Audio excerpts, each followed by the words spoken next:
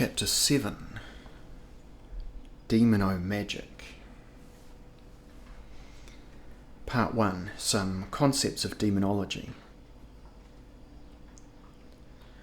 Who is not acquainted with those cohorts of demons of Christianity whose most benign activity was continually to exert natural constraints, drowsiness, hunger, erotic desire upon people conceited enough to think themselves above them?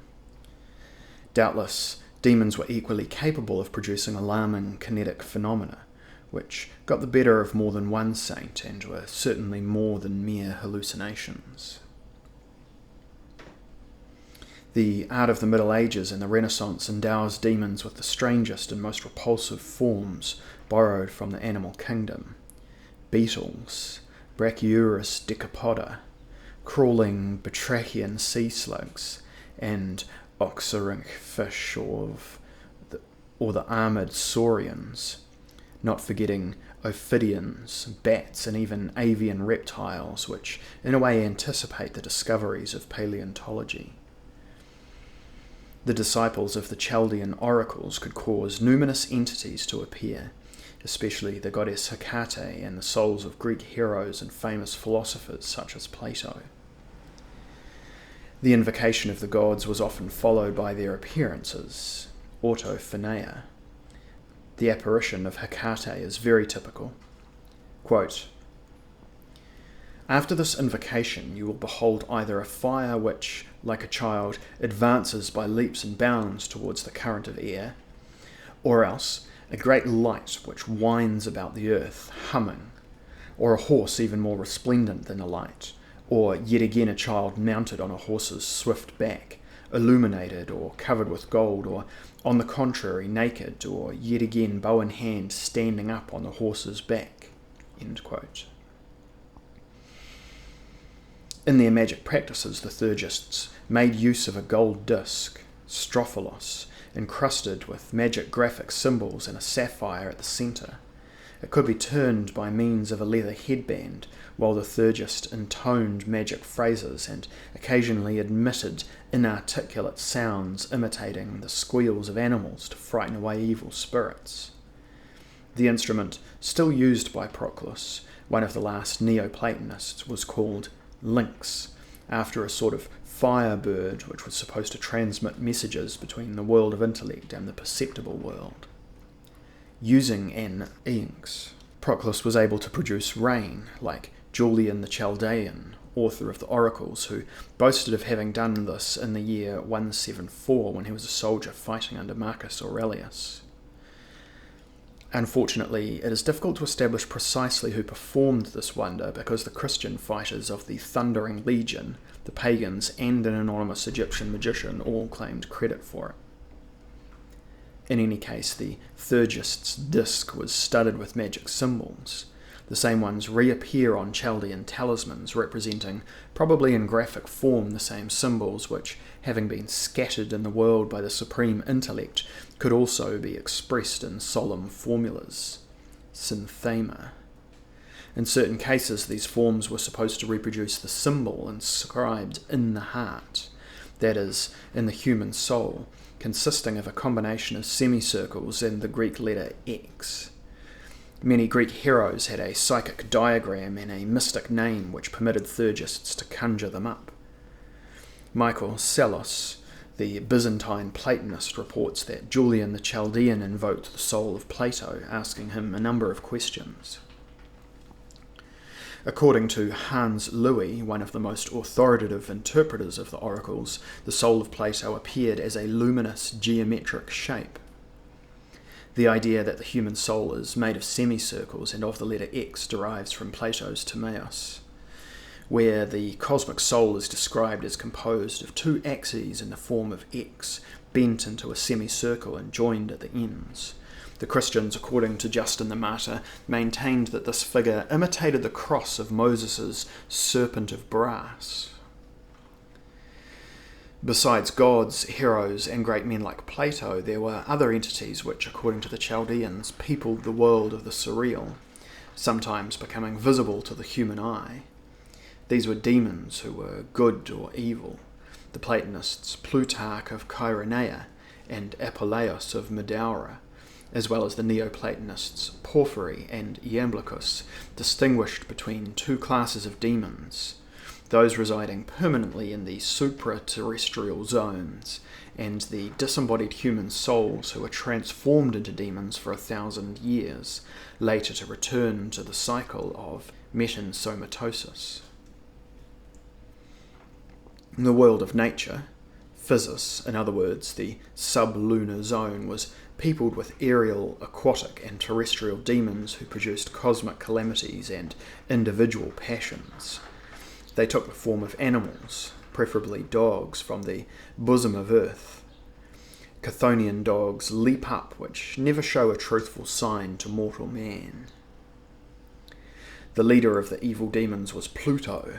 Attempts were made to defeat his diabolical cohorts through sacrifices of stones, such as the Nizori's stone, and of plants, such as were used for purification of the vehicle of the soul.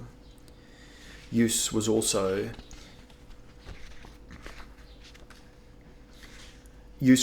made of amulets, phylacteries, and apotropaic statuettes, and evil spirits were chased away by clanging bronze instruments. All the principal sources of Neoplatonist demonology were translated into Latin by Marsilio Ficino. These are treatises of Porphyry, on sacrifices, gods and demons, opera, by Iamblichus, on mysteries, by Proclus, on soul and demon, fragment of Proclus's commentary on Alcibiades, on sacrifice and magic, and by Michael Psellus, on demons. Porphyry informs us that, according to Plato, there is a multitude of demons, some the objects of a public cult similar to that of the gods, others the object of a secret cult, still others those that mortals neglect can easily seek vengeance.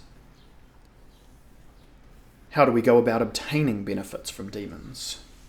Through prayers and sacrifices, which prove to be extremely useful because good demons who reside in the heights of sublunar space can grant us favours in the whole sphere of social existence. As for evil demons residing near the ground, we must at least gain their indifference, since they can be extremely obnoxious when crossed. Indeed, they are endowed with a spiritual body that is mortal and needs to be fed. When frustrated, they stop at no spiteful act, provoking pernicious passions in the fantasy of man, as well as phenomena such as earthquakes or the destruction of harvests. And what do they feed on? Well, since their body is a sort of vapour, they find delectable the smell of meat, of fumigation, and of blood. That is why they appear en masse at animal sacrifices. The wise man, knowing that where there is bleeding flesh there is also evil demons, will prefer a vegetarian diet to one containing meat, in imitation of the proverbial abstemiousness of the Essenes. Iamblichus gives us still more valuable information about supra-terrestrial beings, which he divides into several categories. On high there are hyper-celestial gods and souls of stars of celestial gods. There follow archangels, angels, demons, principalities, heroes, and human disembodied souls. The function of demons is to place souls into earthly bodies.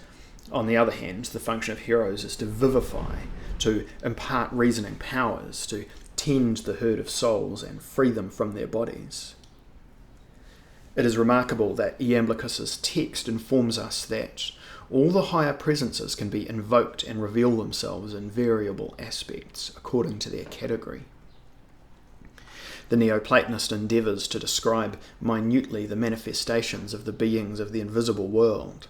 The gods, archangels, and angels have simple and uniform aspects.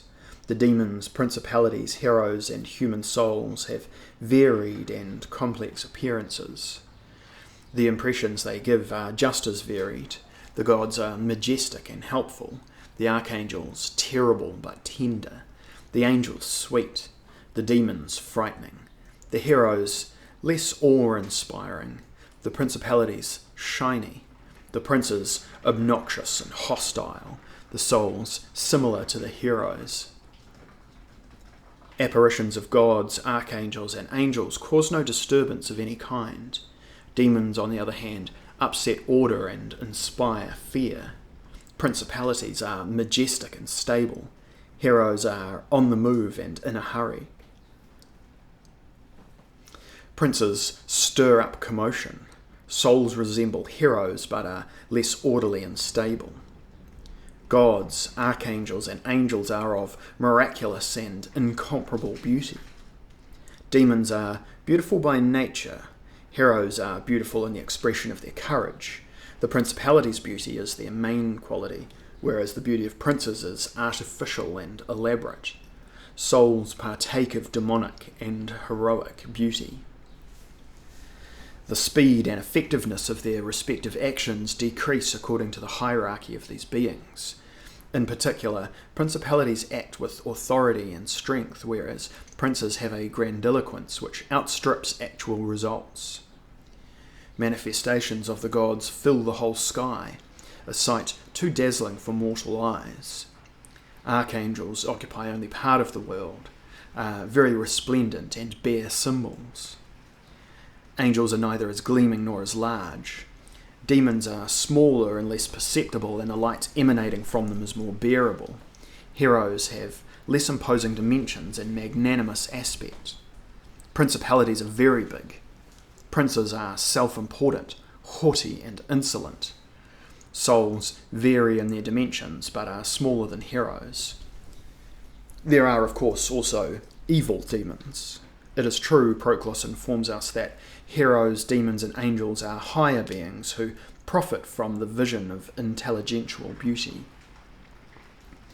But there are also evil demons, and these are all the more dangerous because they can persuade as beneficent demons to confuse the sacrificer.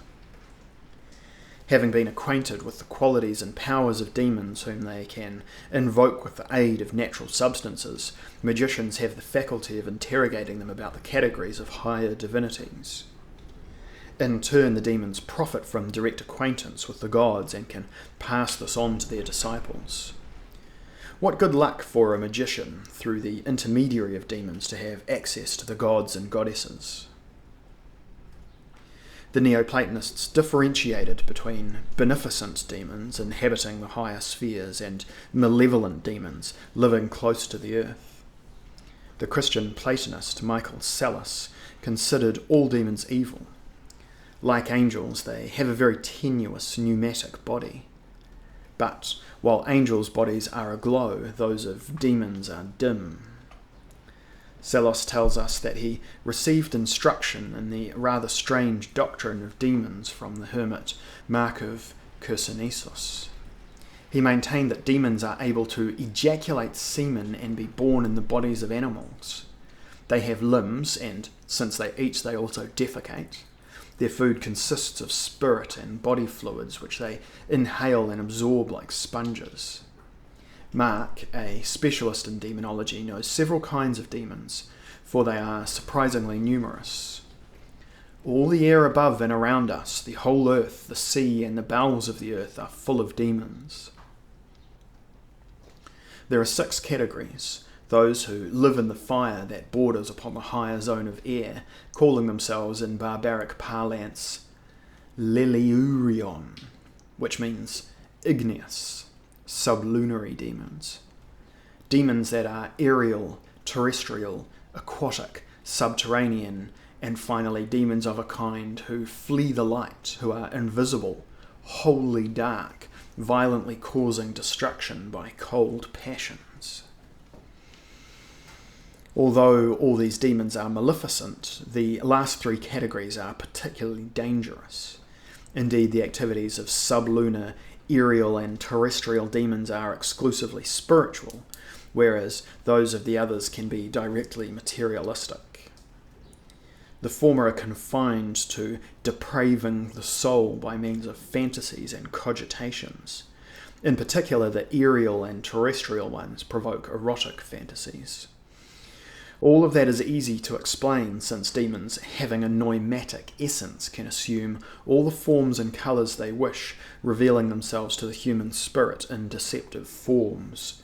Quote, Taking those disguises, they can inspire many deeds and decisions and give us much advice. They evoke in us the memory of past sensual pleasures, frequently stimulating, while we are in a state of slumber or of wakefulness, semblances of passions, even exciting us in the inguinal zone and arousing us. They are party to unwholesome couplings, especially if we are inclined to them by our own hot and humid body fluids." End quote. Part 2. Demons and Eros. This doctrine of succuba and incuba will, until the 18th century, spark debates specific enough to warrant closer study here. While admitting that demons can feign to possess male sexual organs, the hermit Mark of Chersonesus believes nevertheless that all demons are by nature feminine and lacking in definite shape and able at will to assume any deceptive appearance. Specialists in witchcraft from the 15th until the end of the 17th century are not all convinced that demons can ejaculate semen and procreate, though semi-official treatises such as the Malleus Maleficarum of 1486 and the Summa of the Jesuit Del Rio at the end of the 16th century are of that opinion. The most widespread opinion, perhaps expressed by Jean Venetti, inquisitor at Carcassonne in his treatise against those who invoke demons, around 1450, is that demons are transsexual. Functioning as succuba with the man, they gather sperm and later deposit it in the vagina of a woman with whom they act as incuba. It is a moderate position shared, among others, by Father Alfonso de Spina in his Fortulitium Fidei, written around 1460. According to de Spina, nuns who have intercourse with incuba wake up as defiled as if they had made love with a man. Pierre Naudet, author of a Declamation contre l'erreur exécrable des maléficeurs sorciers, Assaque recherche et punition de ICO soit faite. Reader's note, I apologise for my atrocious French. Written Paris, 1578, is convinced that nearly all witches have incuba, and sorcerers succuba, and also that they have intercourse with corpses animated by their household devils. Jean Baudin, in his Demonomagic des Sorcières, Paris 1580, informs us that in Valois and Picardy, succuba are called cochmères. Jordanus de Bergamo, Quaestio de Strigus, manuscript 1470, relates that the Bishop of Verona, the famous humanist Ermelau Barbaro, reported to him the case of a man who for 15 years had a succubus as mistress, and stories of this kind abound in tales of witchcraft.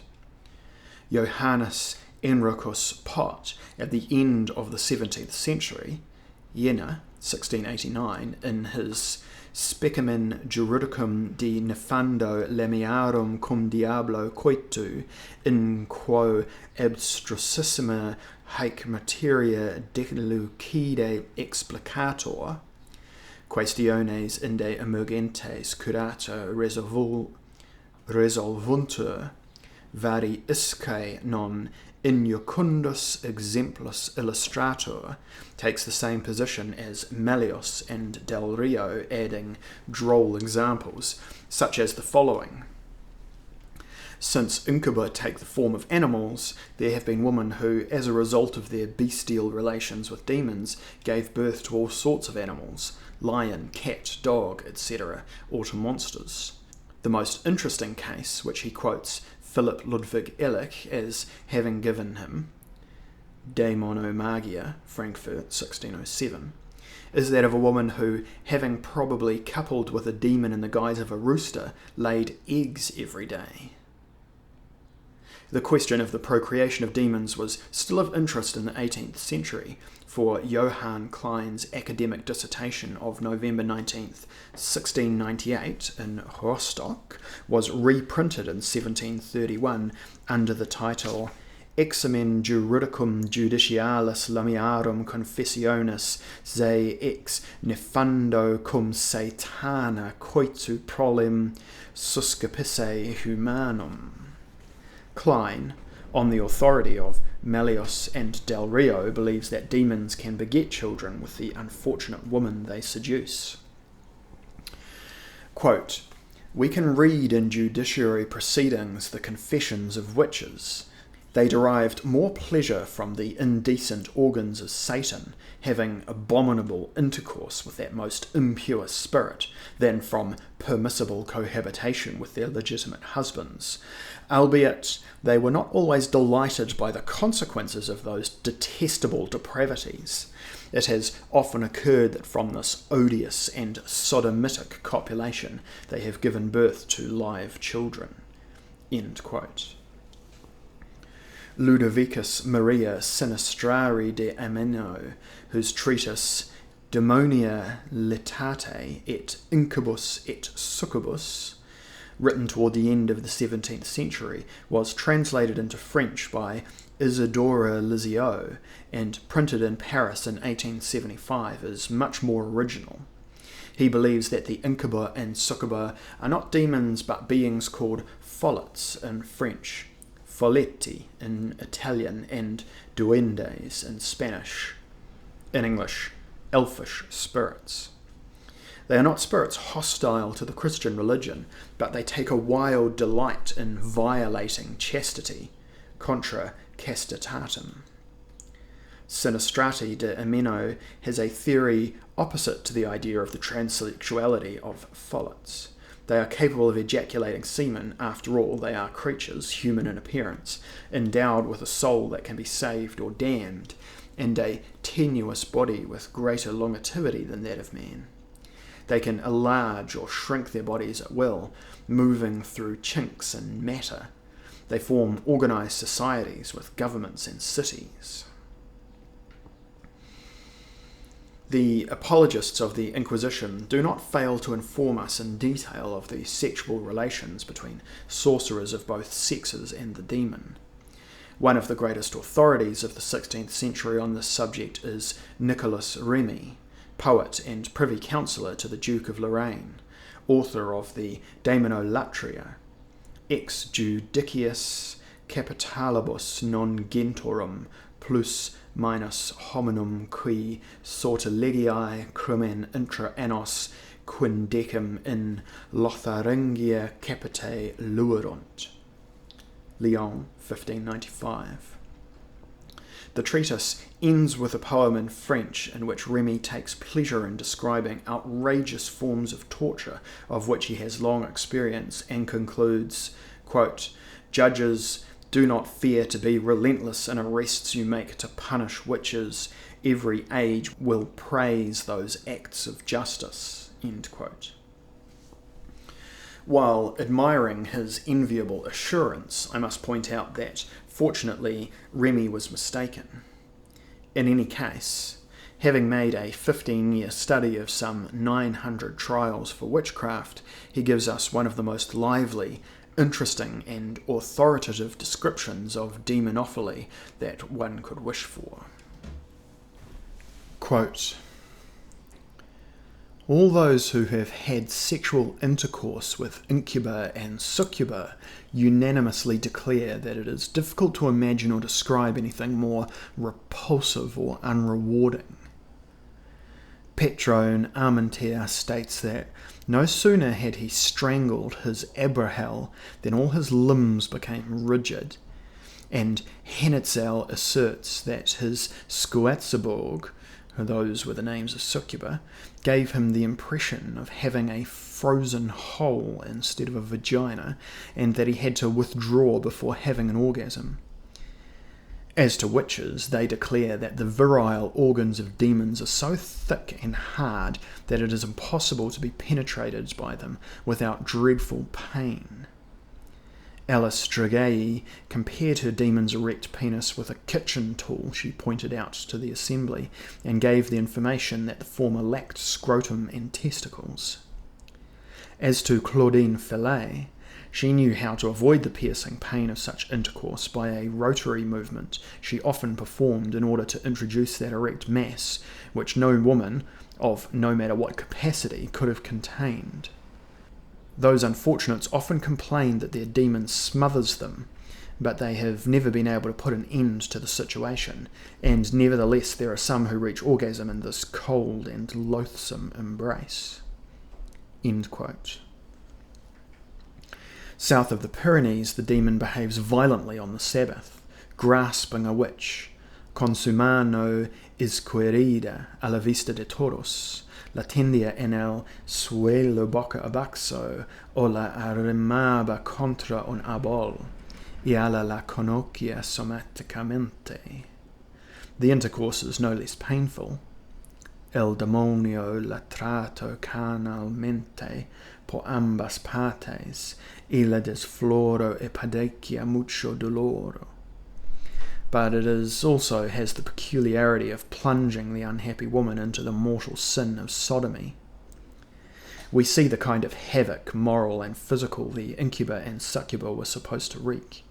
We have still to examine the social havoc they wrought, as well as the origin of these evil pneumatic beings. Part 3. Witches and Demoniacs. The activity of demons is especially intense in the sphere of illicit Eros, but it is not limited to that. Contrary to the opinion of the optimist or the minimalist, Sinistrari de Amino, there is no need to refer to Malleus or the Summa of Del Rio to see that witches were also blamed for crimes other than those they committed through the intermediary of demons. Johannes Nider, author of Formicarius de Visionibus et Revelationibus, written in 1435-37 at the time of the Council of Basel, pointed out 7 ways for maleficae, or sorcerers of either sex, to inflict injury upon human society: by arousing love or hate, by causing impotence, sickness, insanity, by causing death, and by destroying the property of others. Now, Nider is not part of the radical trend which, a few years later, will recommend the death penalty for sorcerers and witches, and eventually, in 1468, will change the crime of witchcraft into crimen acceptum, opening the door to all possible judiciary abuses. On the contrary, Nider recognizes the authenticity of an old document called canon, or Capitulum Episcopi, dug up by the ecclesiastical writer Reginon of Prume, De Ecclesiasticus Disciplinus, of the alleged acts of a Council of Ancyra, where this document is not mentioned. Bishop Burchard of Worms and Gratian persist in the same fanciful attribution, as well as St. Thomas, who cites a Council of Aquileia, which did not produce any writing of this kind either. Reason enough for H.C. Lear to believe it is a fake made up by Reginon himself at the beginning of the 10th century. Be that as it may, the Canon Episcopi expresses the Church's position until its displacement by the Malleus Maleficarum and even beyond, every time a clergyman or a layman has the courage to contest its assertions. The Canon Episcopi did not deny the existence of the devil or of witches, but it had the peculiarity of considering that the exploits of witchcraft, which is sabbat, magical flight, accomplished by evil woman perverted by the devil, were demoniacal illusions and phantasms. In other words, the canon denied that there was any physical reality to the hallucinations of witches. Quote, "Who is so stupid and rash as to believe that all these things that only take place in the mind actually occur in the body?" End quote. Besides Burchard and Gratian, a very influential work of the 12th century, the Liber de Spiritu et Anima, attributed to St. Augustine, reinforces the unquestionable authority of the Canon Episcopi, calling the witches quaedam mulierculae post Satanam conversae, daemonum illusionibus et phantasmatibus seductae. St. Thomas Aquinas, more formally, puts it thus: "It is said that these women attend the Sabbath in spirit. Now, this is not that spirit which, insofar as it is the substance of the soul, acts outside the body. No, hallucinations, visa, of this kind are formed in the spirit, which is the fantasy of the soul, in fantastico anime." A story told for the first time by Nida in his Formicarius, and often repeated, gives us all the data we need for understanding how witches obtain their visions of flight and of the Sabbath. Nida relates that a Dominican, having met one of these mulioculae, who laid claim to having flown on the Sabbath with the followers of Diana, asked for permission to witness her exploit.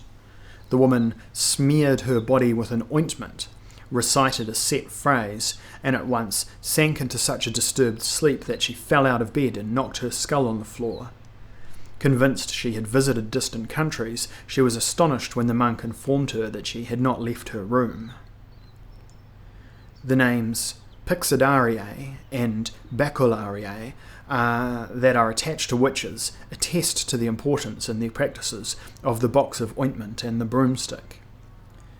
Jordanes de Bergamo states explicitly that they rode horseback on a stick smeared with ointment, or that they used the unguent on their armpits. Examining the recipes for unguents, we understand immediately the reason for these customs. Several recipes are known which contain, besides various other ingredients whose roles should be carefully studied, certain active components extracted from plants that belong mostly to the same family as the nightshade, such as Datura stramonium, Hyoscyamus niger, Atropa belladonna, aconite, Solanum nigrum, Physalis somnifera, Helleborus niger, or Cannabis indica, used separately or in combinations of 2 or 3. Among these powerful narcotics and hallucinogens, those used most often were Datura, also called the magician's weed, or the sorcerer's weed, or the devil's weed, and Solanum nigrum, magician's herb, Verius du diable. The Church was aware of the causal relationship between the use of unguents made of plant extracts and the phenomenon of sorcery. In 1528, the Provincial Council of Bourges decided to prosecute the plant gatherers. In 1557, de Montluc, Bishop of Valence and of Die, forbade priests to serve them communion, and the same law was promulgated in 1618 by means of the synodal statutes of the Bishop-Governor of Cahors, and subsequently by St. Francis of Sales and de Arenton d'Alix, bishops of Geneva by Le Camus, Bishop of Grenoble, and by Joly, Bishop of Argonne. In all witchcraft, the importance of the broomstick cannot be overlooked. Many sources inform us that it was smeared with ointment, and many 16th century engravings portray naked witches taking off on their broomstick. Now, the extracts of the nightshade plant have just this peculiarity of being absorbed through the skin, entering the organism where they are immediately become active. The most sensitive zones of the body are precisely the vulva in woman and the armpits, which explains the classic incongruous use of the baculariae. The hypothesis that the classic sorcerers, whose existence has been authenticated at least since the 10th century, was merely a combination of empirical pharmacists and drug addicts is not new. Present-day pharmacology has raised it to the rank of fact, and anthropologists have at least accepted it almost unanimously. Of course, the uniformity of means does not suffice to explain the uniformity of witches' hallucinations. For the present, here is a point 1. The classic sorcerers were borderline cases of both sexes who, through the use of hallucinogens, induced access to the unconscious.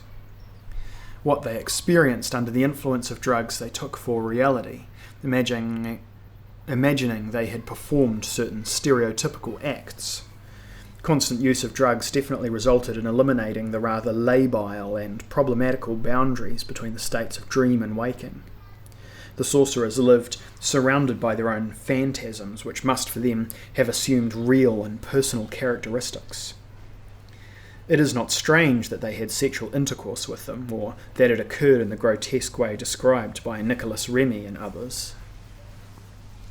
The sleep of the faculty of reason produces monsters.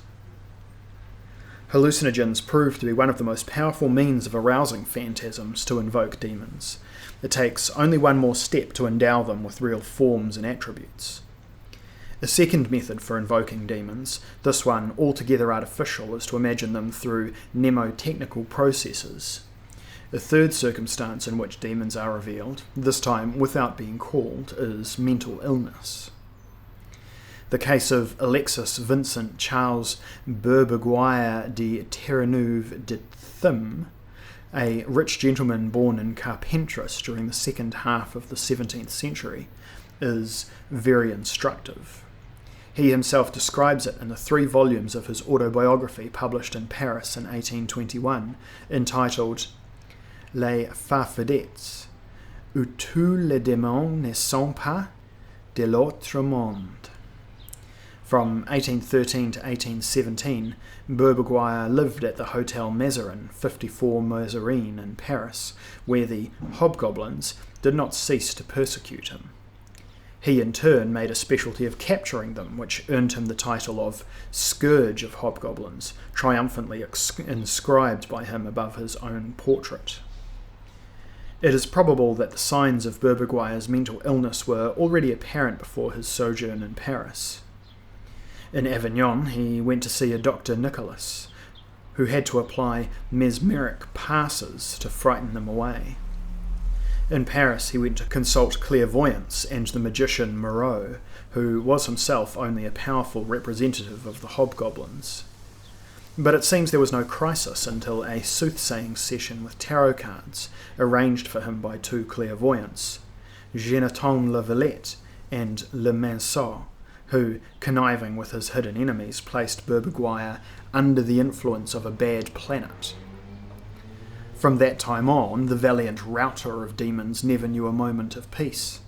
The hobgoblins spied on him in his room, pursued him onto the Pont Neuf, into the church of Saint Roch, and as far as the confessional in Notre Dame. We are not surprised that he decided to visit Professor Pinel, a doctor at the Saltpeterie, who lived at 12 Rue des Postes near the Estrapade. Imagine his anguish on observing that Dr. Pinel had himself been changed into a hobgoblin, whom Berbeguier recognised as the representative of Satan. The other doctor, Nicolas of Avignon, was proclaimed the representative of Moloch. Pinel was not satisfied to receive our hero at home, but also paid him an inopportune call in his hotel room, which he entered through a hole in the chimney. And it was Pinel who, with a premeditated blow, killed poor Coco, Berbeguier's faithful squirrel. Pinel's heinous desertion was not the only disillusionment in the existence of this unfortunate man, who determined to defend himself at all cost from the attacks of demons. He obtained hobgoblin-killing plants, needles, sulphur, and other substances, and embarked on a merciless pursuit of hobgoblins, which he imprisoned by the thousand in an ordinary glass bottle. Worried by the attacks of the inflexible Berbeguier, the hobgoblins dispatched a centurion called Chrotomago, who made him an honourable proposition to join them. Our hero rejected it with dignity. Thereupon the assemblages of hobgoblins increased. Pinel appeared among them in person, armed with a pitchfork, and so did Etienne Prieur, a law student, disguised as a pig, and so forth. Etienne Prieur must have been the son of Prieur the druggist, representing Lilith. The attempt to resist his enemies obliged Berbeguier to carry out spectacular fumigations, which alarmed the whole neighbourhood, and resulted in a visit from an evil fire captain. One proof that mental illness does not pick and choose its victims, our second case regards a scientist of considerable culture. That was the Dr. Ludwig Staudenmeier, who, after graduating from a Bavarian gymnasium in 1884, pursued his studies for 4 years in a Catholic academy of philosophy and theology. Soon afterwards he enrolled at the university, and in 1865 obtained his doctorate in zoology and chemistry at Munich, where he was made an assistant. In 1896 he became titular professor of experimental chemistry at the Royal Gymnasium of Freising, where he remained until retirement. In 1912, Staudenmeier published a very interesting book entitled Die Magie aus experimentelle Naturwissenschaft. In it, he carefully described an experience somewhat analogous to Berberguier's, but the German scholar approached it in a totally scientific spirit. Staudenmeier, without being alarmed about it, had begun to hear voices, to perceive disturbing presences.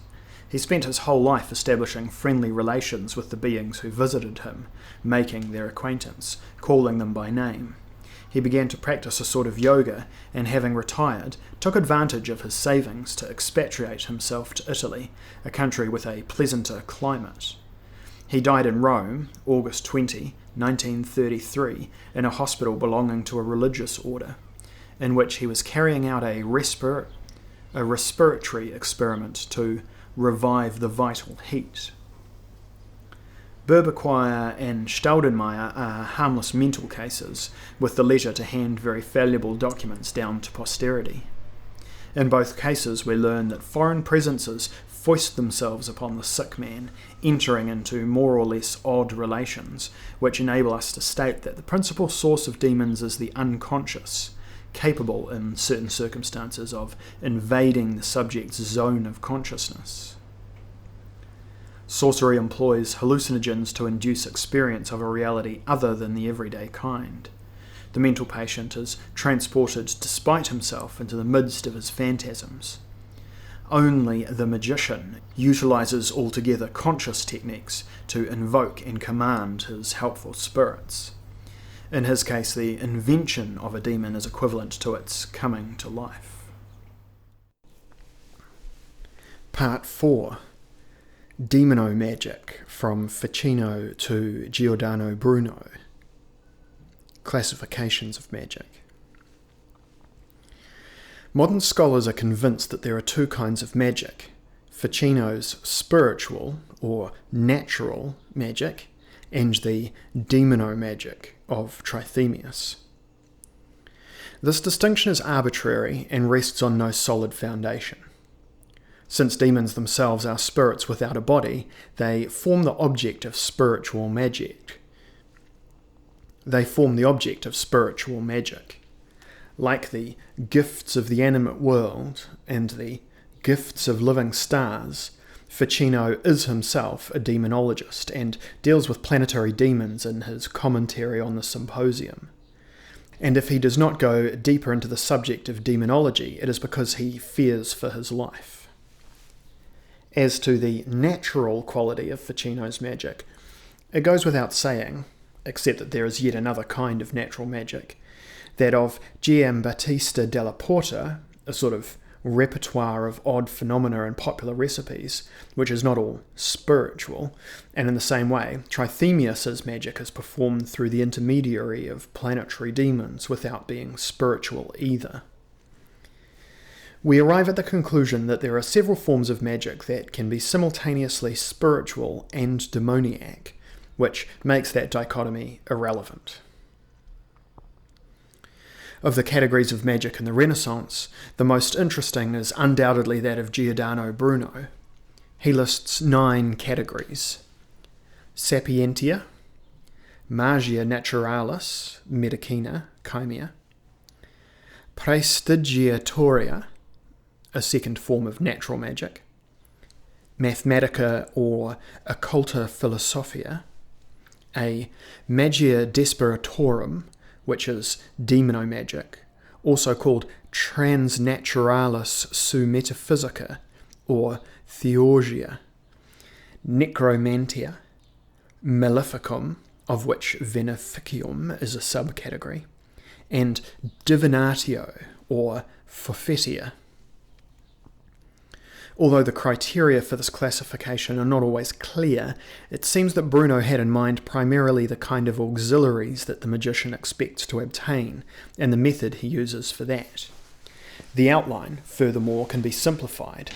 The first four kinds of magic make use of natural means, mathematical magic, which Bruno prefers as intermediary. The last four kinds employ extra, supra, or transnatural means. A long quote here. The methods of the fifth kind of magic are words, charms, the reason of numbers and times, images, forms, seals, symbols, or letters. This magic is intermediary between natural magic and extra or supranatural magic. The most suitable name for it is a mathematical magic, or rather, occult philosophy. The sixth kind is achieved by means of the cult or invocation of external or superior intelligences or agents, through prayers, incantations, fumigations, sacrifices, as well as certain customs and ceremonies directed towards the gods, demons, and heroes. The result is to contract the spirit into itself in such a way that the spirit is changed into receiver and instrument, and appears endowed with the wisdom of things. But this wisdom can easily be withdrawn at the same time as the spirit by means of sufficient remedies. This is the magic of the hopeless, who become recipients of evil demons caught with the help of the art, ars notoria. Its purpose is to command the lower demons through the authority of the higher demons. The latter one cultivates and attracts, the former one exorcises and controls. This form of magic is transnatural or metaphysical and is called theurgia. End quote. At first we have the impression that Bruno is careful to draw the line between natural forms of magic, towards which the Church had shown itself to be more tolerant, and the forms of magic acting through the intermediary of demons, which the Church had condemned. His outline with 9 headings would then immediately be transformed into a hierarchy of intolerance, in which the forms that occupy the highest positions should be the most condemnable. That is true up to the 8th level, evil spells and magic poisonings, but is invalidated at one stroke by the 9th, divination. Now, divination is practiced by soothsayers, divini, and it is to them that Bruno ascribes all forms of supernatural magic, which he qualifies as divine. Things become more and more complicated when we learn that the 9 species enumerated above are of 3 kinds: magia physica, mathematica, and divina, of which the first and the third are always beneficent, whereas the second, mathematical magic, can be beneficent or evil, depending on the case. We must deduce either that Bruno dropped the idea of counting the magic of the hopeless, necromancy, and evil magic among the admissible kinds of magic, or else that he includes them, this time, among the broader possibilities of mathematical magic. Only the fundamentally polemical nature of all of Bruno's works yields the key to this enigma. Indeed, in De Magia, Bruno does not fail to let fly an arrow at the obscurantism of the Malleus Maleficarum. Quote, "Recently, the words magician and magic have been denigrated. We have not taken this into consideration at all. The magician has been called a stupid and evil sorcerer who has obtained through dealings and a pact with the evil demon the faculty to do harm or to enjoy certain things. This opinion is not to be shared by wise men or philologists, apud grammaticos, but it is taken up by the hooded ones, bardo cuculi, that is, monks, such as the author of Malleus Maleficarum. In our day, the definition has been reassumed by all sorts of writers, as we can observe by reading the catechisms for the ignorant and for drowsy priests." End quote. At the same time, Bruno was on his guard against future attacks by the clergy by condemning some forms of magic acting through the intermediary of demons.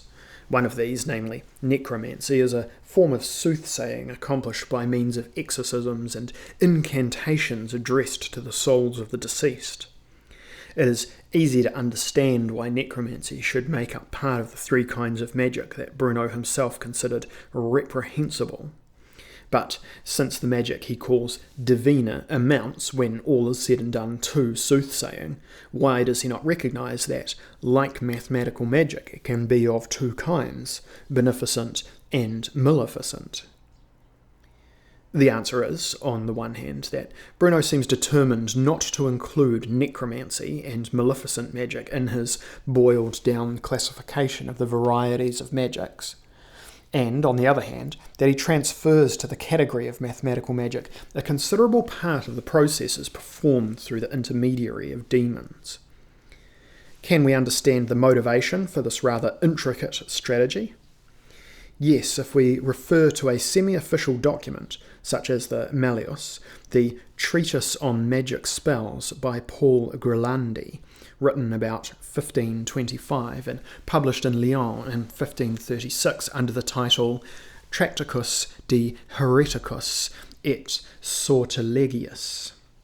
Here Grilandi states that invocations of the demon by modum imperii, those that Bruno earmarks for small demons, are not heretical but only sacrilegious.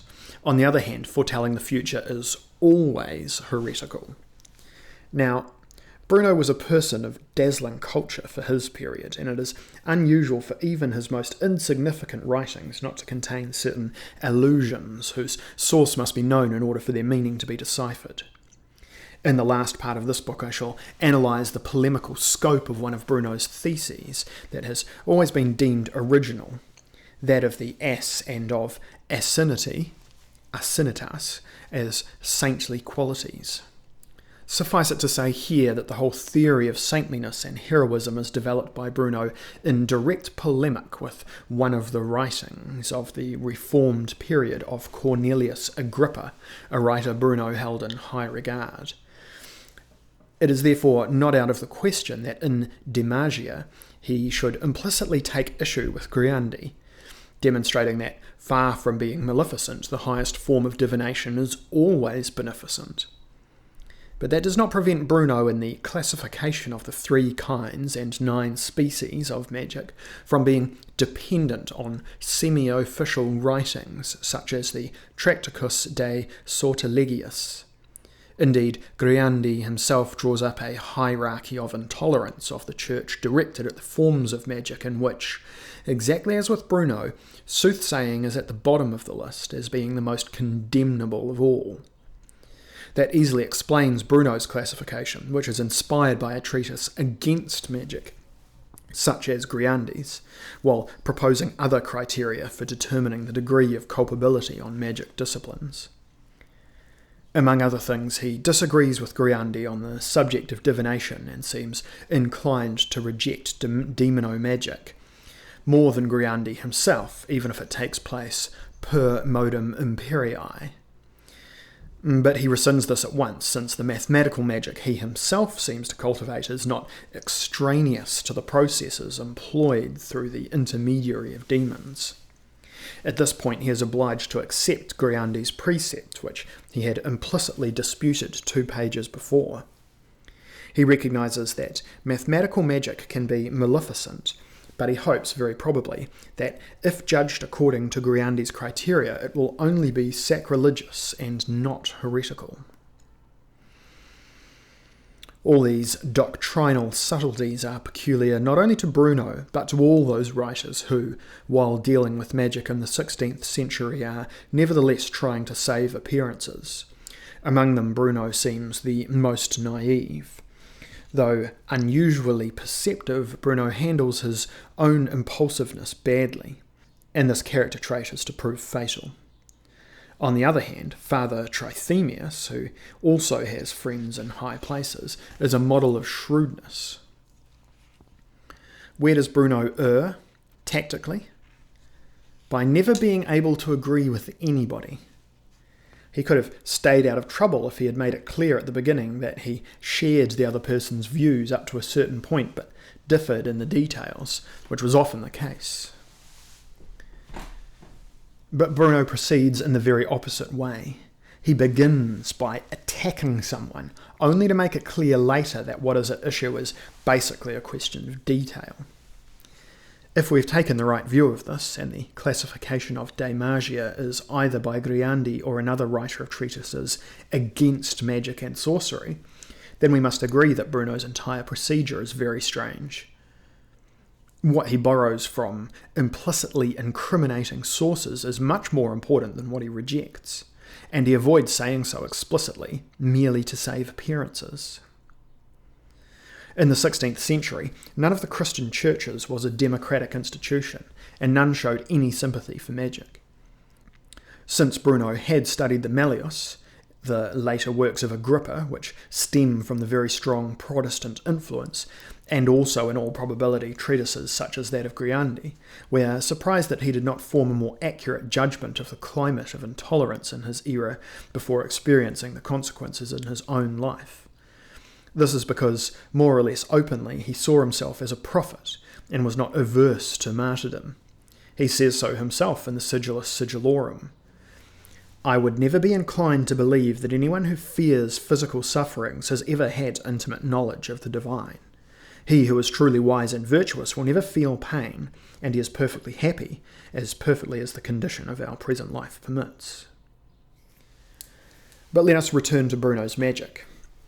We shall see later that his Magia Mathematica is nothing but a Demonomagic compilation, whose principal sources are Trithemius and Agrippa. As to his natural magic, that simply amounts to Ficino's spiritual magic, whose ultimate consequences regarding Eros are set forth in the 2 editions of the treatise De Vinculis in Genere. Proof that he meant to profit from Griandi's leniency in distinguishing between merely sacrilegious magic and heretical magic is the fact that in his De Magia he presents a doctrine of demons which, though inspired by Salus's work, translated into Latin by Ficino, is not completely lacking in originality. Demons are invisible spirits who have the ability to act upon the intelligence and judgment. They produce visual and auditory hallucinations, sometimes simultaneously.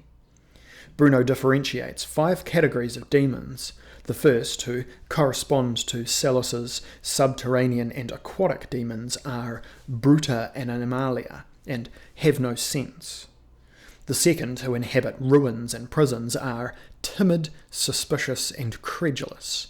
They can be invoked, since they are capable of hearing and understanding spoken language. The third are of a more prudent kind.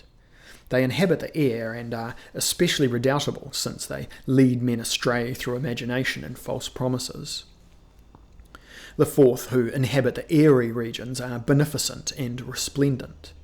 The fifth, who inhabit the stellar light, are sometimes called gods or heroes, but in reality they are only agents of the one and only God. The Kabbalists call them Fissim, Seraphim, Cherubim, etc.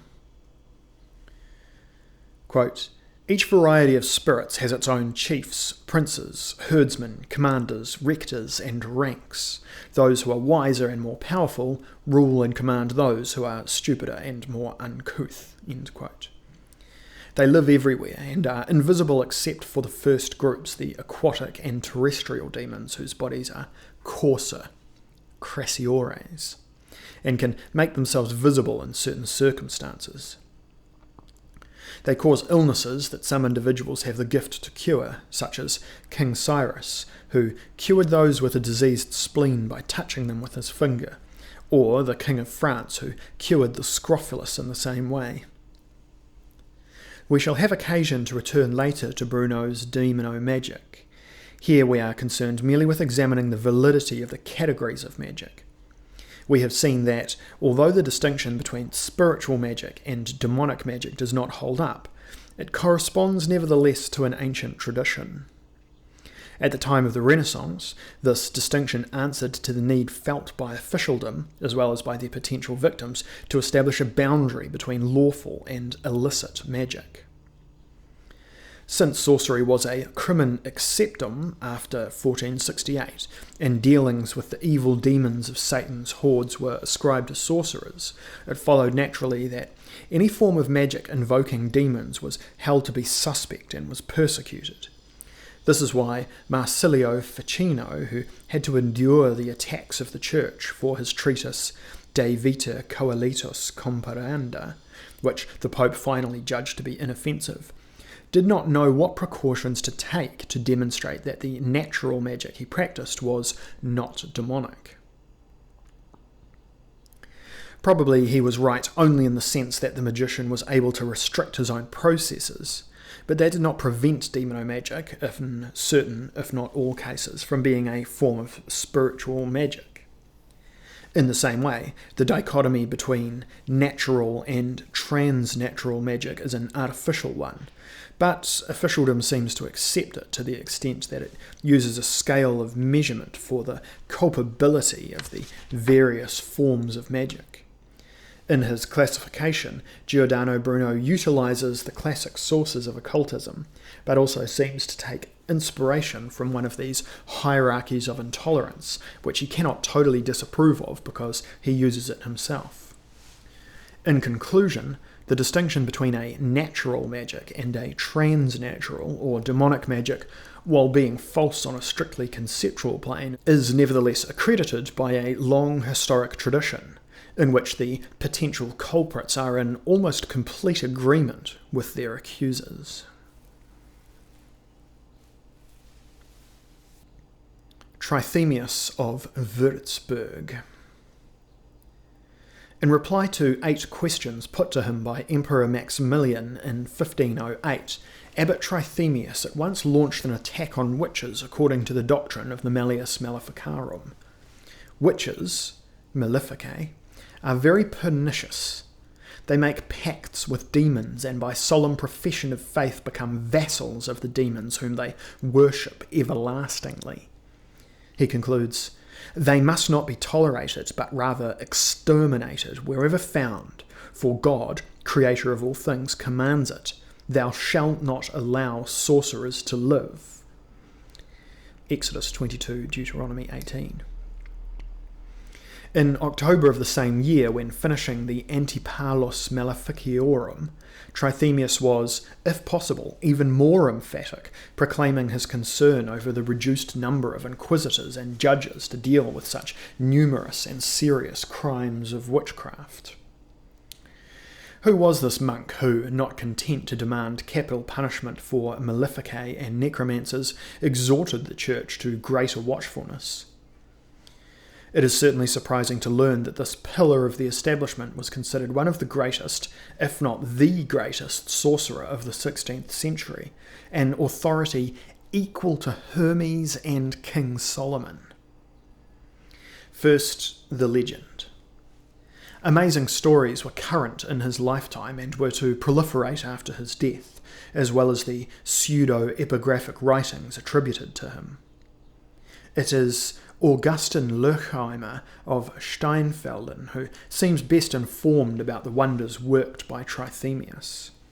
He possessed an auxiliary spirit who took a motherly interest in seeing that his master not suffer from hunger or cold.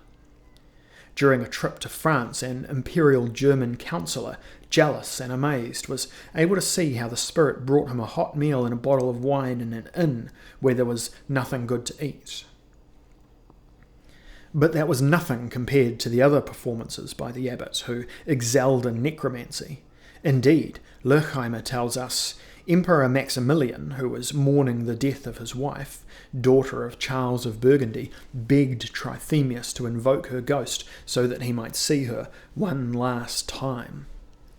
The abbot yielded to persuasion, and before their eyes and the eyes of a third witness, Maria appeared like the ghost of Samuel to Saul and walked before them, so resembling the real Maria that there was no difference between them. This tale was known to Luther, who adds quite interesting details. The emperor was not limited to the pleasure of a fleeting glimpse of his wife, but also received visits from other famous ghosts, such as those of Alexander and Julius Caesar.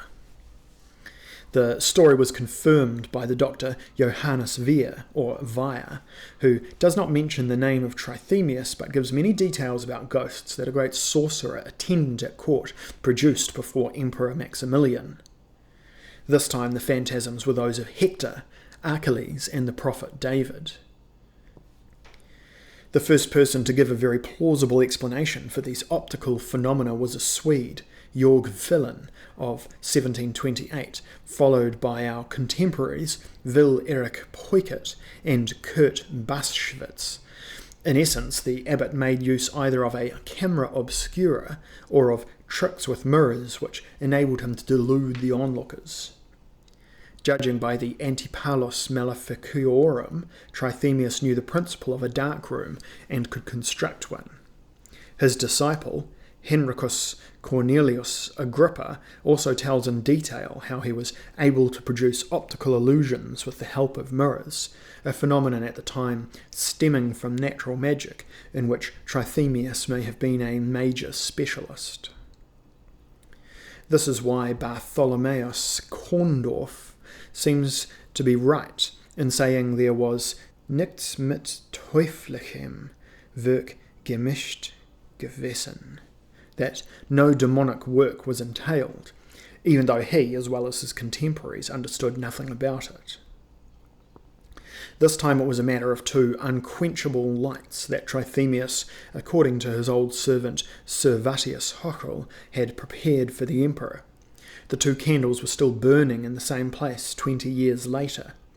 It was a miracle of the same kind that attributed by the authors of the Rosicrucian manifestos to Father Christian Rosenkreutz, whose tomb, opened 120 years after his death, revealed, among other things, mirrors with many peculiar characteristics, handbells, lighted lamps.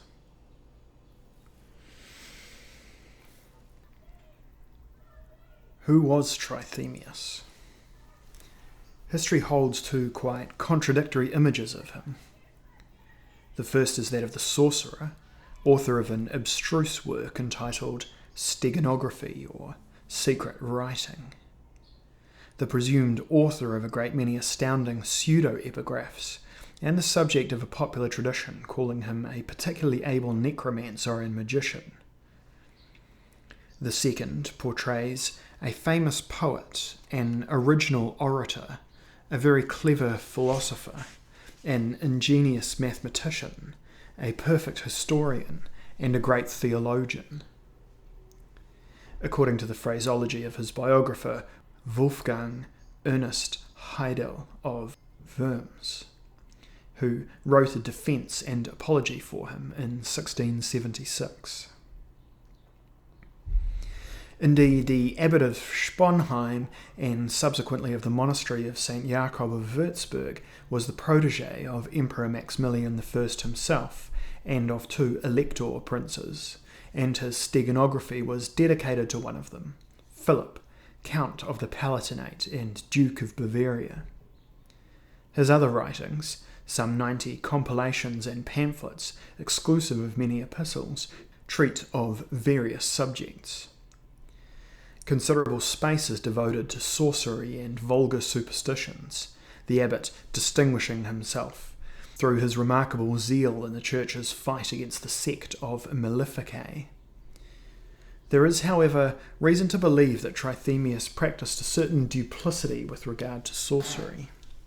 Indeed, Peukert has noted that in his Antipalos, the abbot does not hesitate to recommend, for use against spells, traditional remedies from the paraphernalia of medieval magic. Trithemius is surely one of the great scholars of occultism in the 16th century, far from confining himself to studying it in order to fight it, as befitted his ecclesiastical duties. The abbot himself, a tactless remark betrayed it, was a very active occultist. Analysis of the parts of the steganography still extant does not invalidate this hypothesis. Not only the beginnings of his career, but everything he did, as Trithemius himself said, resulted from close collaboration with supernatural forces. Born in Trittenheim, February 1st, 1462, the future abbot was called Heidenberg, Demonomagic, of the pagan mountain, after his father, who died when the boy was a year old. His mother remarried, and the child and his brother had to take their stepfather's name, Zell, or Chell, which he refused to use because of the perpetual quarrels he had with his stepfather until the age of 15. Johannes wanted to study, whereas the head of the family, lacking the funds to fulfill the over-ambitious wishes of the adolescent boy, tried to dissuade him by means which must have exceeded the purely verbal. For Johannes, the only recourse was to the extreme methods of all oppressed people, fasting and prayer. After a regimen of harsh mortifications, he had a nocturnal vision, rather closely resembling the dreams reported by Dante in his Vita Nova. A young man in white, probably an angel, shows him 2 tablets, one covered with writing, the other with painted figures. He instructs him, "Elige ex his duabus tubulus unem, quam volueris." Choose the one of these 2 tablets you desire. It can be assumed that by choosing the painted tablet, Trithemius would become a great performer of mnemotechnics, like Giordano Bruno.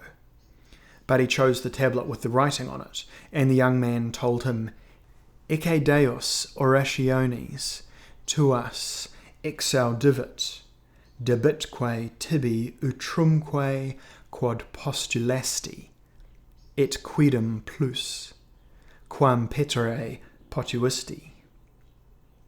God has granted your prayers and will give you both the things you have asked for, and even more than you were in a position to ask for. His first wish was to learn Holy Scripture, but the second was never made public. Klaus Arnold must, however, be right in supposing that it was to know all that can be known in the world, which seems to be confirmed by the project of the steganography, as well as by his insatiable thirst for knowledge, taking the form of intensive reading. The day after this vision, he had the opportunity to learn the alphabet at the house of a neighbour's son. In 1 month he read German perfectly. Having noticed his efforts, his paternal uncle, Peter Heidenberg, paid for lessons from the priest of Trittenheim, from whom he probably learned Latin. Later he pursued studies sporadically at Trier in Holland, and finally at Heidelberg. He learned Greek, but never obtained an academic degree. In January 1482, after he had visited the convent of Sponheim with a friend, a snowstorm obliged the two to remain there for a week, which decided Johann Zell to stay. He became a novice on March 21st and made his profession of faith on November 21st. On July 29th, 1483, at the age of 23, he was elected abbot of Sponheim.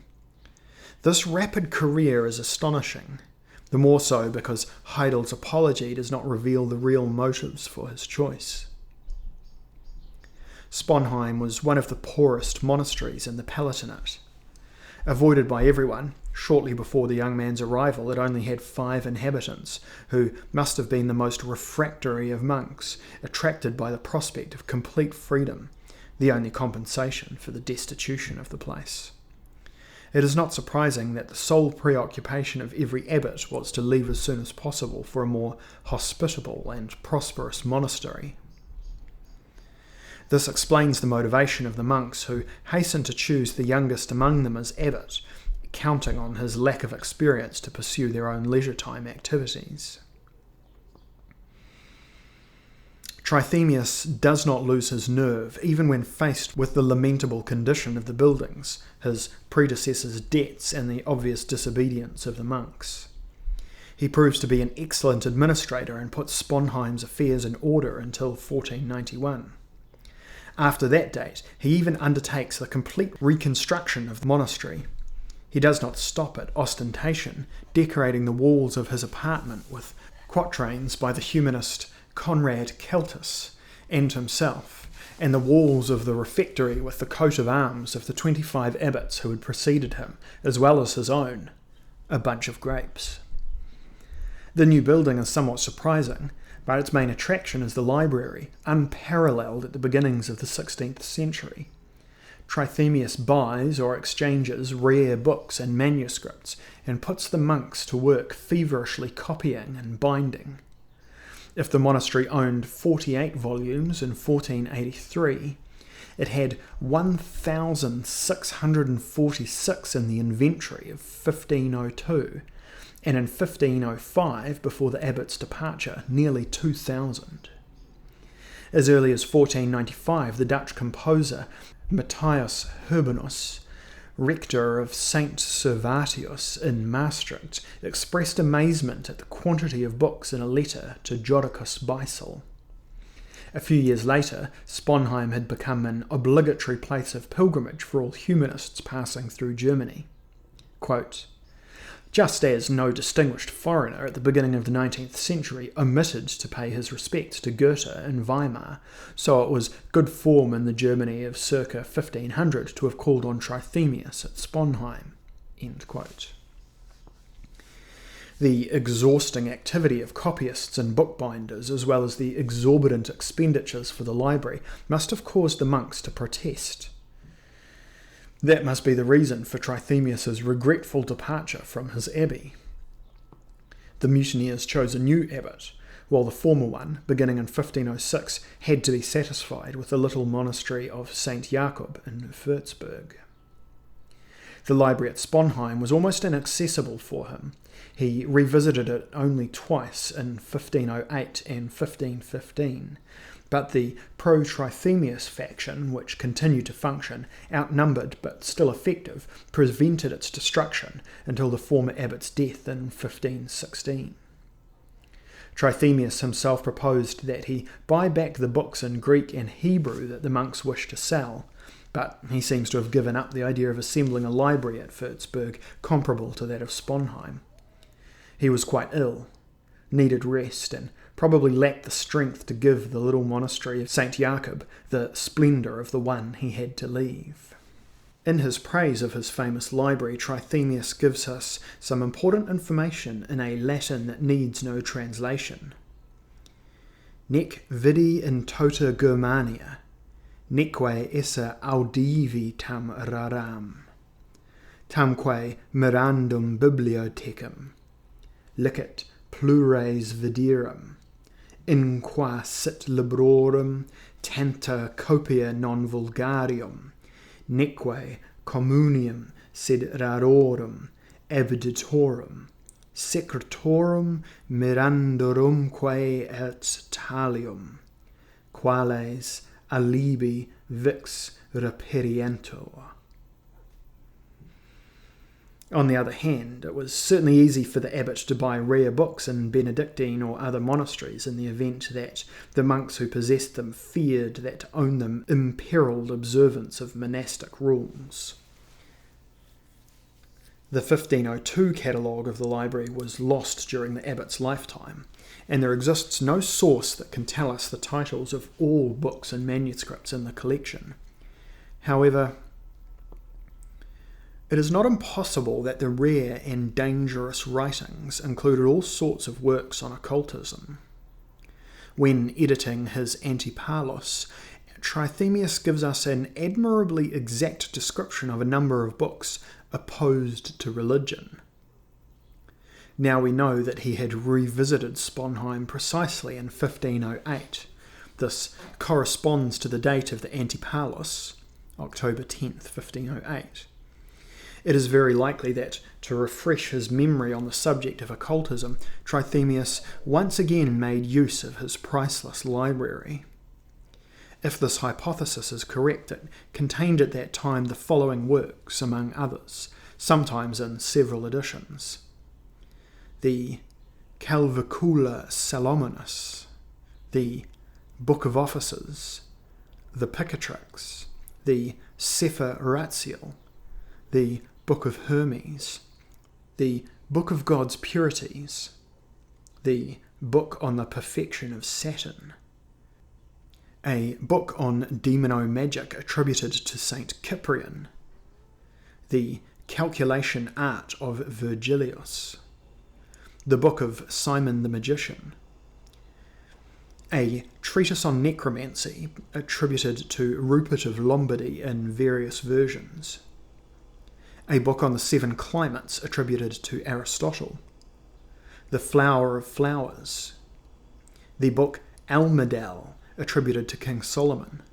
the Book of Enoch, a book of astromagic attributed to Marsala, the 4 Rings of Salomon, the Mirror of Joseph, the Mirror of Alexander the Great, the Book of Secrets of Hermes of Spain, a pamphlet on magic by one Ginel of Hungarian or Bulgarian descent, a demonomagic treatise by Michael Scott, 2 treatises on magic attributed to Albert the Great, the Elucidarium by Pietro d'Abano, the Secret of the Philosophers, the Shemhamphoros, the book Lamini by Solomon, the anonymous book on the composition of the names and characters of the evil spirits, the demonomagic treatise Rubrius, another pseudo-epigraph attributed to Albert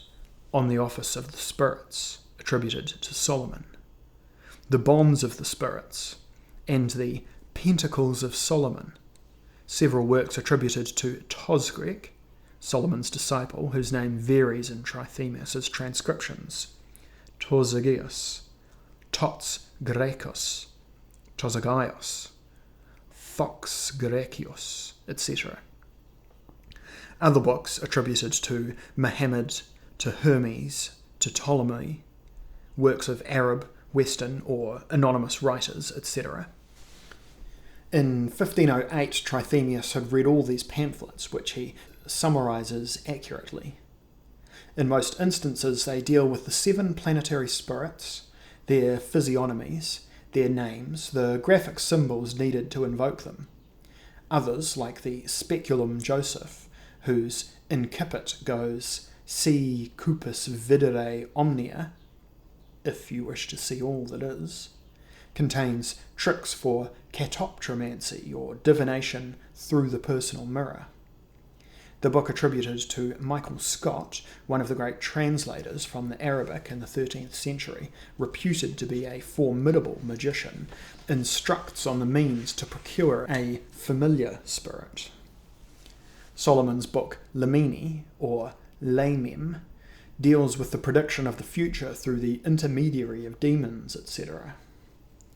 Trithemius might be thought of as a sort of 16th century Sir James Fraser, a man who acquired remarkable erudition regarding popular and learned superstitions with the sole purpose of exposing their foolishness. It is certain, however, that the abbot did not confine himself to exposing magic, but practiced it himself while proclaiming his innocence at every opportunity. The day after Palm Sunday, 1466, Trithemius sent a letter to his friend Arnoldus Bostius, a Carmelite of Ghent, head of a fraternity of Wycombe, founded about 1497, whose purpose was to defend the idea of St. Anne's Immaculate Conception of the Virgin, and who counted the Abbot of Sponheim among his most faithful members, along with Sebastian Brandt and others. Unfortunately, when the letter arrived in Gand, shortly after Easter, Bostius had already departed for a better world, and the prior of his monastery thought that he had the right to read Trithemius's message and even to show it to the inquisitive. That was the beginning of the legend of Trithemius the sorcerer. In fact, the letter was more sensational than compromising. Trithemius informed his friend of the projected work, whose first book would be called Steganography. In our day, it would be called Cryptography, which, when published, will astonish everyone. This first outline comprises 4 volumes, not 5 as Klaus Arnold believes, the first 2 of which dealt with cryptography and writings in encaustic, the third of an accelerated method of learning a foreign language, and the fourth of cryptographical methods as well as occult subjects, which cannot be advanced in public. Trithemius asserts, to be sure, that nothing he professes is transnatural, but on hearing him boast that according to his method the common man could master Latin in 2 hours, we are tempted to suspect that such a feat is impossible without the intervention of a very powerful spirit. This steganographic art had come to its author through nocturnal revelation and had brought to fruition, no doubt, the promise that supernatural entities had made him at age 15 to know all there is in the world. Not in an indirect sense to accumulate bookish knowledge about everything, but in the most direct sense possible, that of knowing every minute what is going on elsewhere and perhaps even in the future. Later, Trithemius was rash enough to show the incomplete manuscript of the steganography to the Picard, Charles Booles, who in 1504 paid him a 2-week courtesy visit. Booles riffled through the book for 2 hours and formed a very unfavourable opinion of it, which he conveyed to Germain de Ganay, Bishop of Cahors, in a letter dated, according to Klaus Arnold, March 8th, 1509, but Pukert dates it to 1506. According to Booles, the steganography was nothing but a dreadful hodgepodge of demonic incantations. When these accusations became publicly known, Trithemius had to defend himself against them in a writing now lost, but whose bitter tone recurs in the preface of his Polygraphia, dedicated to Emperor Maximilian. He decided never to have the steganography printed, and even, according to some reports, burned the manuscript at Heidelberg, which might be true of the second part of this incomplete work. To understand the first 2 books of the steganography, which Booles had glanced through, we have to consider time and insight. Now Booles, in 2 hours, could only form an idea very far from the truth. The first part of the work is a ludibrium, a farce intended to mislead the reader. Otherwise everyone would have at his disposal the keys to the cryptography, and no one could make use of it in safety. If it was time that Booles was short of, it was insight that was lacking on the part of Johannes Weyer, disciple of Agrippa, who had ample opportunity to read the manuscript at the latter's house, without understanding anything about it.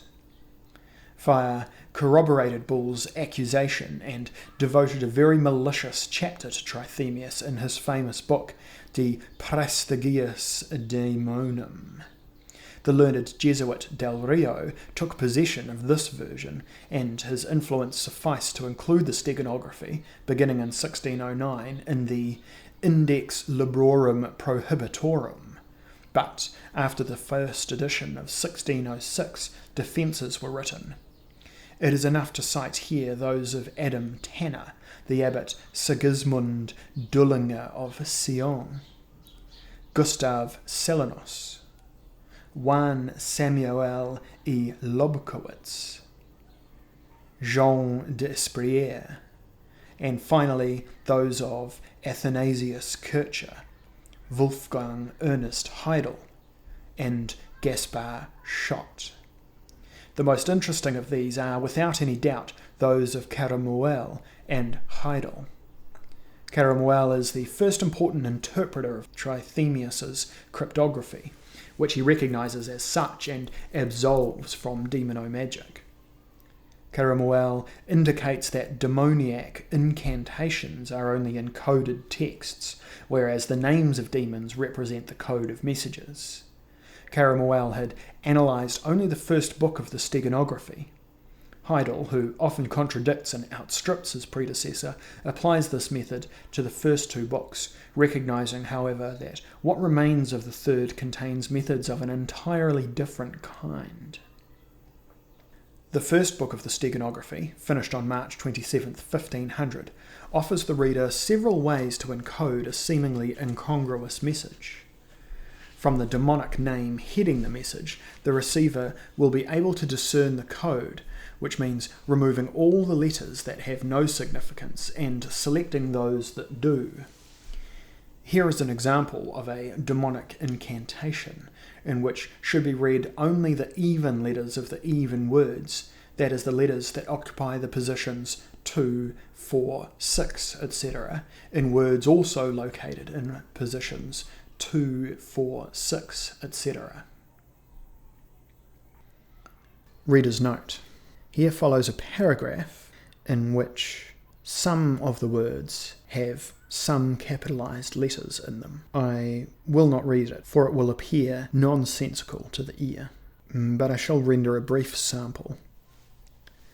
Parmesial Oshermi Delmuson Thaaflolin Piano Charostrea Melani Liaunto Kolkan Parois Maden Moerlai Bulra Atlio Don Melchior Peloin.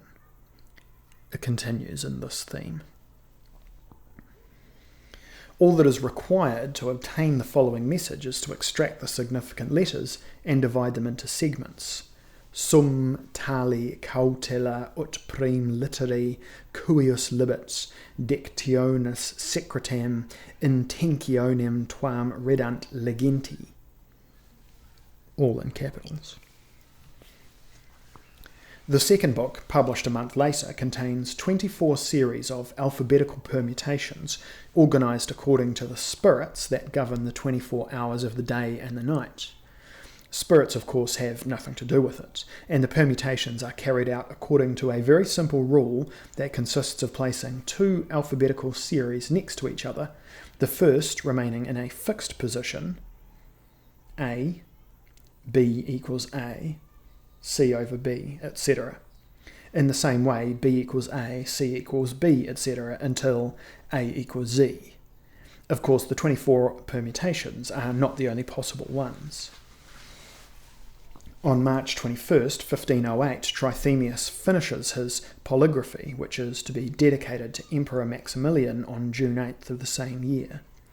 This is a work of cryptography and shorthand, this time containing 384 alphabetical series in which a Latin word is substituted for each letter. Here, Trithemius merely takes to its ultimate conclusion a method he has already used in his steganography.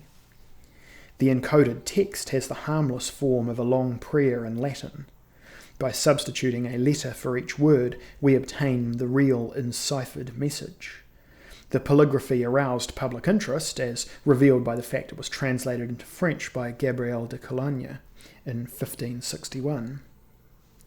Trithemius did not know, long before, the Roman Curia had commissioned Leon Battista Alberti to provide them with a tract on cryptography, and that the Florentine humanist had done so in 1472. The idea of circular permutations of the letters of the alphabet stems from exercises of Christian Kabbalah going back as far as Ramon Lull. Under the title of Ars Inveniendi, or Ars Combinatoria, Lull had composed figures consisting of two or more superimposed or shifting circles, by displacing which it was possible to obtain all desired alphabetical substitutions. We can still see these figures, often rather complicated, in Giordano Bruno's commentaries. Trithemius's cryptography only avails itself of the profane aspect of this method of Kabbalistic combinations, a sort of Christian Tamura. Though he does not deserve the title Father of Cryptography, Trithemius must nonetheless be considered the father of modern cryptography, as the author of the first work of major importance in this field. Returning to the steganography, the first two books do not contain any demonic incantation whatsoever, and the names of spirits are, as Heidel accurately observed, ficta et pro beneplacito assumpta, fictitious and arbitrary. It is really a farce with the purpose of confusing the public so that cryptography, having come to light, might not lose its efficacy. If everyone is able to read an encoded message, we might as well give up the benefits of this art. Trithemius succeeded brilliantly in carrying out his purpose. With the exception of Caramuel and Heidel, early scholars, as well as their modern counterparts, have continued to regard the steganography as one of the most abstruse works of practical Kabbalah and occultism. Whoever has read the first two books of the steganography can only agree with Caramuel and Heidel. But the most interesting part of this unique work undoubtedly remains the fragment of the third book, which is not subject to their interpretation. Brilliant, as well as voracious and inoffensive. Trithemius has had many apologists whose inability to understand the last book of the steganography is easily explained. They are uncomfortable when speaking of it, willing to use the least likely hypotheses in justifying its existence. Thus, for example, Klaus Arnold, author of an excellent biography of Trithemius, quote, "The third book remains incomplete, either because its author never mastered his aim of sending messages without graphic symbols or messenger, wishing to hide this failure by fragmentary and obscure clues, or because, although it seems unlikely, that this part of his work can no longer be considered authentic." End quote. Arnold cites as representing this last hypothesis the English scholar D.P. Walker, who, however, never formulated it. And how could he have done so when Agrippa, who had met Trithemius, assured us he practiced this method and that this method worked? We shall take up his evidence later. For the time being, it suffices to conclude that the 5 lines Arnold devotes to the magic part of the steganography include no less than 3 errors. No one has dared to maintain, and certainly not the late D.P. Walker, a specialist on magic, that Trithemius was not the originator of this strange method. The reason the third book remained incomplete cannot be attributed to the ineffectiveness of its tricks, which, according to Agrippa, were infallible. Trithemius's directions are perhaps shocking, but not in the least obscure, and their fragmentary nature results from the incomplete editing of the work, from its condition at the time Trithemius himself allowed it to be put in circulation. Let the reader make up his own mind. In De Septem Secundius, or Chronologia Mystica, written in 1508, Trithemius reveals the secrets of the universe to Emperor Maximilian. The abbot avers, in a way that reminds us of Ficino, that God rules the cosmos through 7 secondary intelligences, intelligentiae sive spiritus orbis post deum moventes, none other than the planetary spirits, Oriphiel, angel of Saturn, Anael, angel of Venus, Zachariel, angel of Jupiter, Raphael, angel of Mercury, Samael, angel of Mars, Gabriel, angel of the moon, and Michael, angel of the sun. The third book of the steganography takes this as its point of departure, except that here the spirits are given a more distinct identity. In fact, they can be invoked by tracing their physiognomy and adding turns of phrase. The method is reminiscent of the art of symbols and shows striking analogies to mnemotechnics, with the difference that in our example the magician is changed into a painter in the most concrete sense of the word. He has to model in wax or draw on paper a form meant to represent a planetary angel endowed with his attributes. This creation of the spirit is also meant to invoke its presence, assigning it a task which, in the example in question, relates to long-distance communications. Other knowledge is necessary. The forms and names of all the spirits representing the zodiacal entities, and also an astrological calculation. Let us suppose that the performer wishes to send a long-distance message through the intermediary of Saturn's angel, Oriphiel. Here is what he must do. A very long quote here. Quote, "Make an image in wax or draw on a blank piece of paper the form of Oriphiel in the guise of a nude, bearded man standing on a multicoloured bull, holding a book in his right hand and a pen in his left. After you have done this, say, Let this image of the great Oriphiel be honest, perfect, and qualified to transmit my secret thoughts safely, faithfully, and completely to my friend En, son of En. Amen. Here, another image must be drawn representing the addressee. Write on the forehead your name in encaustic made of diluted oil of roses, temperato, and on its chest the name of your absent friend, while saying, "This is the image of En, son of En, to whom this drawing, conceived by my thoughts, must be announced by Oriphiel, angel of Saturn. Amen."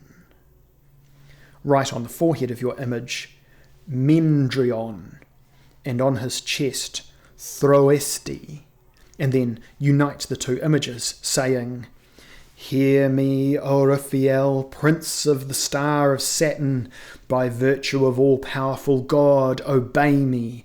I order you and send you by means of this image to transmit to En, son of En, the following message." Compose this message. "In a safe, secret and faithful way, without omitting anything I wish him to know and that I have charged you with, in the name of the Father, the Son, and the Holy Ghost. Amen." After that, wrap up the two images, which have been joined together in a piece of clean material, washed in white water, and place them in one of the receptacles that the Indian wise men call Farnat al-Ronda. Cover all that carefully with bark shaved off a tree and place the whole thing in the entrance of a closed house wherever you wish. This is a literal translation of the passage. Actually, we should expect to see the performer place it under the doorstep. Without any doubt, your wish will be fulfilled within 24 hours. End quote. The spirit can also be used by the addressee to send a message in the opposite direction.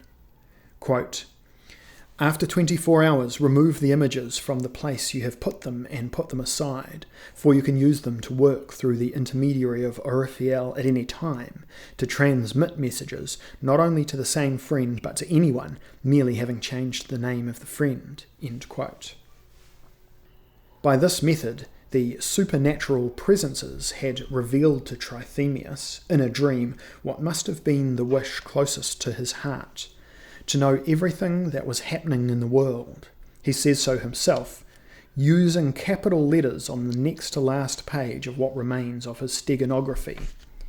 "Et omnia quae fiunt in mundo constellationi observata per hanc artem scire poteris."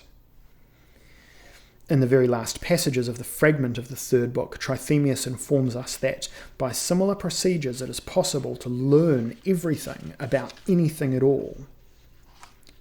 Why does he stop there? The most plausible hypothesis is that Trithemius, by means of the cooperation of the powerful planetary demons, also believed himself capable of predicting future events.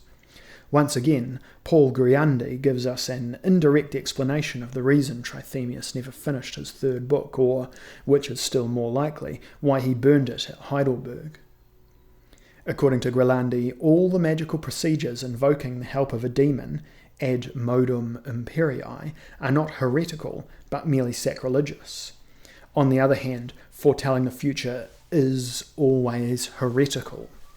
Differentiations of this kind must have been current in Trithemius's time, and as an expert in occultism he must have been aware of them. In order to avoid committing the sin of heresy, he destroyed the final part of the autographic manuscript of the steganography, which must, logically, have pertained to soothsaying. But he could not bear to destroy this part, which, albeit sacrilegious, he nonetheless considered to be one of the most useful methods of long-distance communication. This explains, moreover, why the steganography, from 1609 until the 19th century, was listed in the Index Librorum Prohibitorum.